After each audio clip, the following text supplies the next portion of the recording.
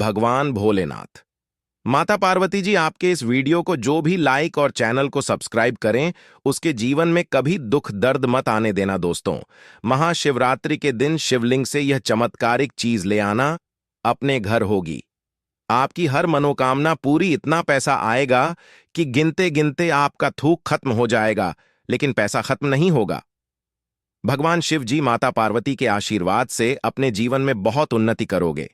दोस्तों, हिंदू धर्म में महाशिवरात्रि का विशेष महत्व होता है।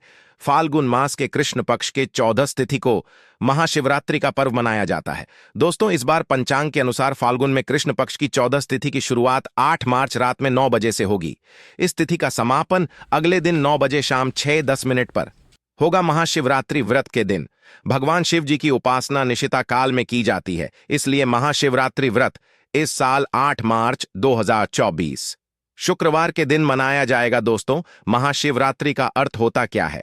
तो सबसे पहले तो आप यह जान लीजिए, महा का अर्थ होता है महान, शिवरात्रि का मतलब होता है शिव की रात्रि, अर्थात भगवान शिव जी की महान रात्रि महाशिवरात्रि इसलिए भी बेहद शुभ मानी जाती है। कहा जाता है कि इस दिन किसी भी व्यक्ति ने भगवान शिव जी की थोड़ी सी पूजा साधना क्रिया कर ली तो उस व्यक्ति के जीवन की सभी मनोकामनाएं पूर्ण हो जाती हैं। उस व्यक्ति के जीवन के हर कष्ट खत्म हो जाते हैं और उस व्यक्ति के जीवन में धन आना शुरू हो जाता है।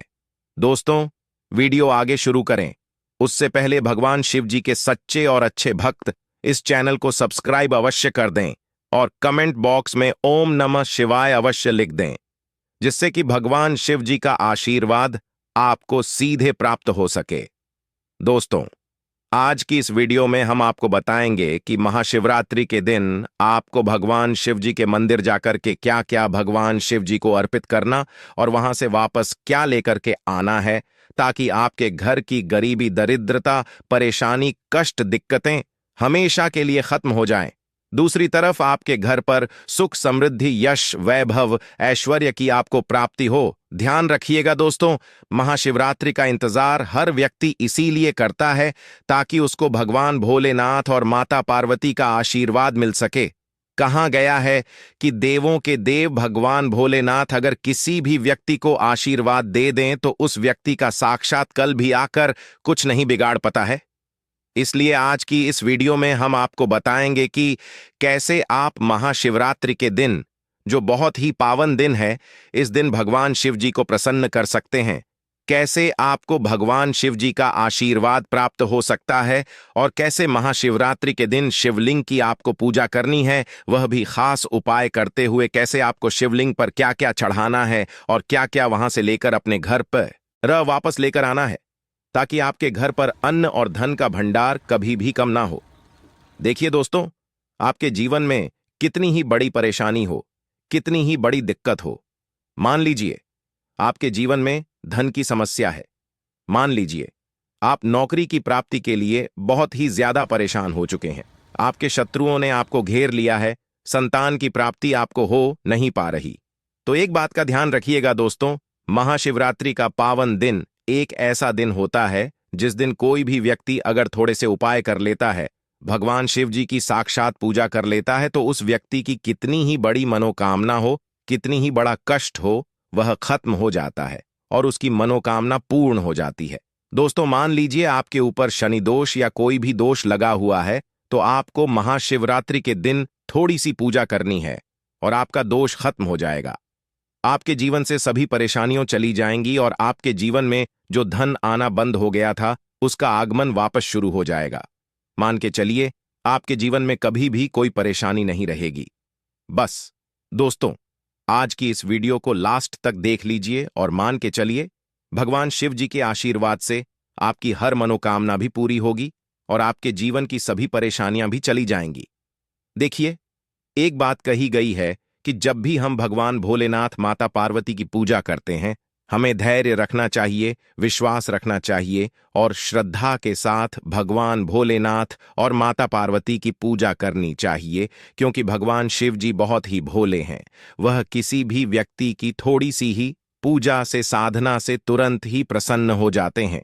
इसलिए दोस्तों, महाशिवरात्रि के दिन कुछ ऐसी चीजें हैं जो आपको अवश्य पता होनी चाहिए।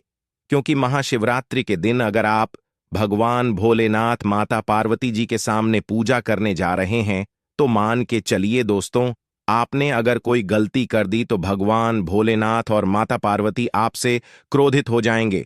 और आपने सही तरीके से पूजा की होगी तो साक्षात आपको भगवान भोलेनाथ और माता पार्वती उसी दिन आशीर्वाद दे देंगे और उस दिन के बाद आपके जीवन में कभी कोई परेशानी नहीं आएगी। आपको हम एक एक चीज बताने जा रहे हैं, इसलिए इस वीडियो को लास्ट तक देखिएगा।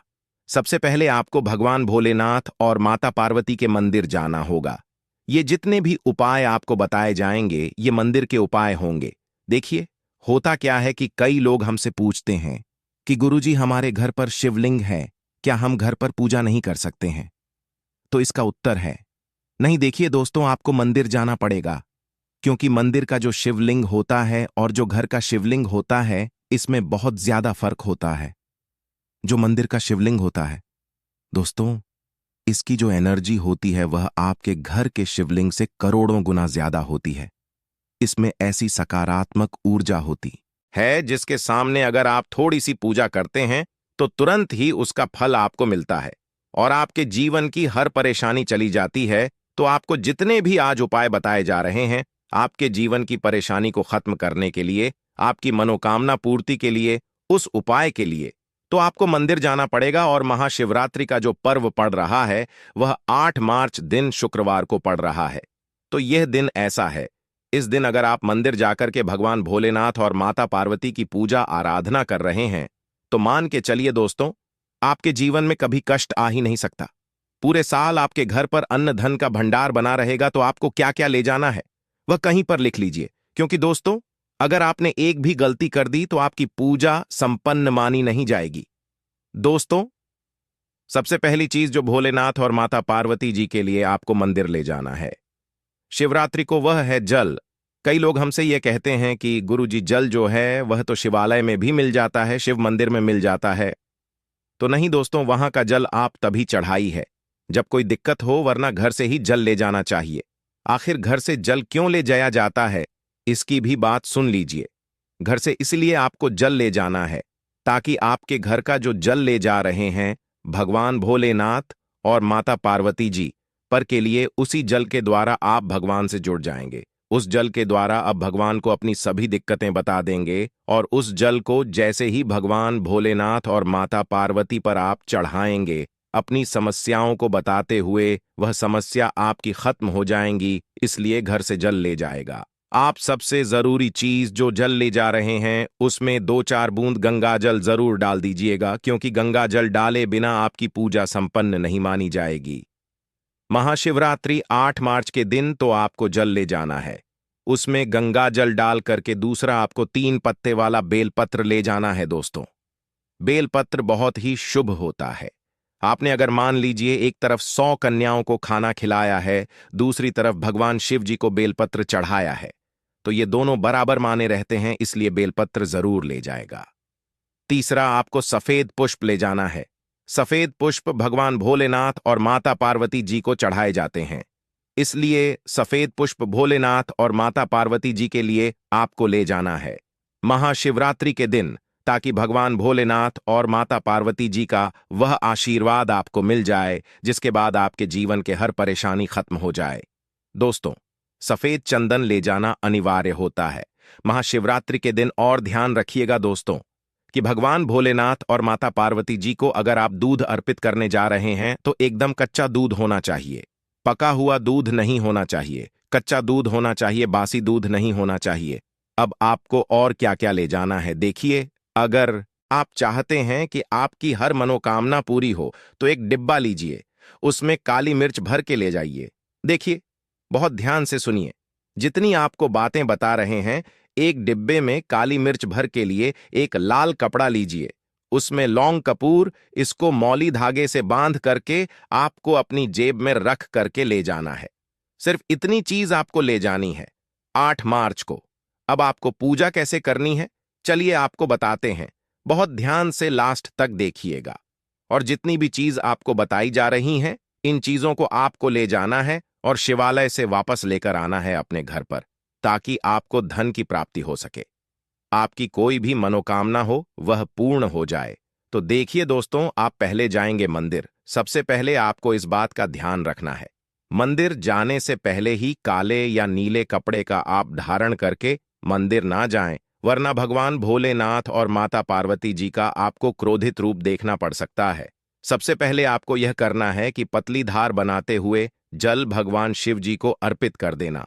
बहुत ध्यान से सुनिए दोस्तों, पतली धार बनाते हुए भगवान भोलेनाथ और माता पार्वती जी को जल आपको अर्पित कर देना है। अब आपको यह करना है दोस्तों कि भगवान भोलेनाथ और माता पार्वती जी को चंदन लगाना है। चंदन लगाने के बाद भगवान भोलेनाथ और माता पार्वती जी पर 3 पत्ते वाला बेलपत्र रखना है। 3 पत्ते वाला बेलपत्र रखने के बाद आपको भगवान शिव जी पर सफेद पुष्प चढ़ा देना है। सिर्फ इतना आपको करना है। दूध अगर आप चढ़ाना चाहते हैं तो दूध भी आप चढ़ा सकते हैं। इतना बस आपको करना है। इतना करने के बाद आपको वहां पर खड़े होकर 108 बार, बहुत ध्यान से सुनिए, 108 बार आपको ओम नमः शिवाय का जाप करना है। या तो आप 108 बार कर लीजिए या ये 1000 बार कर लीजिए। यह 3 ऐसी चीज है जो आपको करनी है। इतना करना है। अब आपको क्या करना है, एक डिब्बा जो काली मिर्च का आप ले गए हैं, उस काली मिर्च के डिब्बे को आपको शिवालय के जो गिरता हुआ शिवधारा है, जो शिवलिंग से वहां पर पानी गिर रहा है, उसी शिव भोलेनाथ और माता पार्वती के पानी से आपको चुना है और अपनी जेब में वापस रख लेना है।